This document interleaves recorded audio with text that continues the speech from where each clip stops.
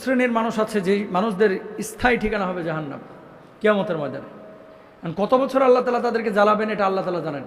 কিন্তু এই 13 শ্রেণীর মানুষের মধ্যে কাতারের মধ্যে আপনি আমি আছি কিনা? যেই 13 শ্রেণীর কথা নবীজি সাল্লাল্লাহু আলাইহি সাল্লাম নিজে বলেছেন হাদিসের মধ্যে, এরা কারা?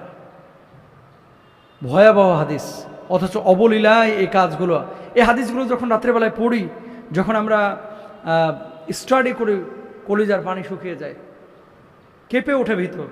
আই হাই, এরকম পাপ তো আমাদের আশপাশে অনেক মানুষ করছে। কে বলবে তাদেরকে? কে সতর্ক করবে? কয়জন মানুষ শুনে, কয়জন মানুষ বলে?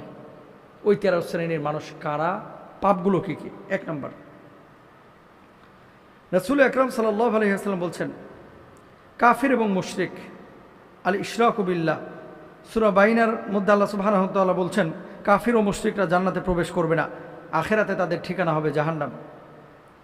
আব্দুল্লাহ ইবনে আব্বাস রাদিয়াল্লাহু তাআলা আনহু থেকে বর্ণিত, উমর ইবনে খাত্তাব রাদিয়াল্লাহু তাআলা আনহু বলেছেন, খায়বারের যুদ্ধ শেষে রাসূল সাল্লাল্লাহু আলাইহি ওয়াসাল্লাম একদল সাহাবী এসে বলতে লাগলো, অমুক শহীদ, অমুক শহীদ, এভাবে কথাবার্তা চলছিল। অবশেষে এক ব্যক্তি প্রসঙ্গ আসলে তারা বললেন সে শহীদ হয়েছে। ওই সময় আল্লাহ রাসূল বললেন, কখনোই না, আমি তাকে জাহান্নামে দেখেছি। এরপর নবী সাল্লাল্লাহু আলাইহি ওয়াসাল্লাম বললেন, হে খাত্তাবের পুত্র, যাও লোকদের মধ্যে ঘোষণা করে দাও যে জান্নাতে কেবলমাত্র প্রকৃত মুমিনরাই জান্নাতে দাখিল হবে, প্রবেশ করবে। তার মানে কি? হয়তোবা যে ব্যক্তি মারা গিয়েছিল সে নিজে আত্মহত্যা করেছে, অথবা তার ভিতরে নেফাক ছিল, অথবা তার ভিতরে কুফরি ছিল, শিরক ছিল। এখন মানুষ যদিও বলে যে সে মানুষটি জান্নাতি, আল্লাহ যদি তাকে জান্নাতি না বলে, কোনো মানুষকে জান্নাতি বলতে পারে না। 1 নম্বর।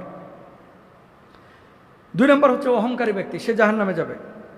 ইন্নাল্লাহা লা ইউহিব্বু মান কানা মুখতালান ফাখুরা, আল্লাহ তাআলা অহংকারীকে পছন্দ করেন না, এবং অহংকার এটা আল্লাহর চাদর, আল্লাহই করতে পারে, আর পৃথিবীর কোনো মানুষ করতে পারে না। সুতরাং কোনো মানুষ যদি অহংকার করে সে জান্নাতে যাবে না। এরপরে 3 নম্বর হচ্ছে আমানতের খেয়ানতকারী, 4 নম্বর হচ্ছে প্রতারণাকারী, 5 নম্বর, এটা তো বললামই একটু আগে যে মুসলমান হওয়ার পরও কিছু মানুষ আছে শিরিক করে, আর কিছু মানুষ তারা মুসলমান না, দেখবেন আজকে মুসলমান, কালকে খ্রিস্টান, পরশু আবার হিন্দু, পরের দিন আবার আরেক ধর্ম। কিছু মানুষ খালি ধর্ম চেঞ্জ করে। আল্লাহ তাআলা এদেরকে জাহান্নামে নিক্ষেপ করবেন। আমানতের খেয়ানতকারী এবং প্রতারণাকারী, এদেরকে আল্লাহ তাআলা জাহান্নামে নিক্ষেপ করবেন। নবীজি সাল্লাল্লাহু আলাইহি ওয়াসাল্লাম বলেছেন, 5 প্রকার মানুষ জাহান্নামী হবে, এমন দুর্বল মানুষ যাদের মধ্যে ভালো মন্দ পার্থক্য করার বুদ্ধি নেই, যারা তোমাদের এমন তাবেদার যে না তারা পরিবার পরিজন চায়, না ধনৈশ্বর্য তারা চায়।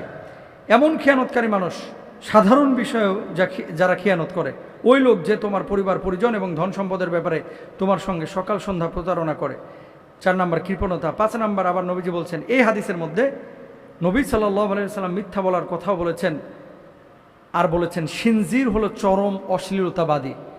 কিছু মানুষ আছে চরম মিথ্যা কথা বলে এবং খুব অশ্লীল কথা বলে, অশ্লীলভাবে নিজেকে প্রেজেন্ট করে। এরপরে মিথ্যা কসমকারী, এরপরে সর্বদা মদ্যপায়ী এবং পিতামাতার অবাধ্য সন্তান। আল্লাহর নবী বলছেন এই মানুষগুলো কিয়ামতের ময়দানে জাহান্নামে যাবে। যদি মান ক্বালা লা ইলাহা ইল্লাল্লাহ, অন্তরের মধ্যে ঈমান থাকে, একটা সময় নবীজি সাল্লাল্লাহু আলাইহি ওয়াসাল্লাম বলছেন এদেরকে আল্লাহ তাআলা জাহান্নাম থেকে বের করবেন, কিন্তু কত কোটি বছর, কত হাজার বছর জাহান্নামে যাবে, জ্বলবে, জাহান্নামে থাকবে, এটা আল্লাহ ছাড়া কেউ ভালো জানে না। এই জন্য বি কেয়ারফুল, এই পাপগুলো আমরা কেউ না করি।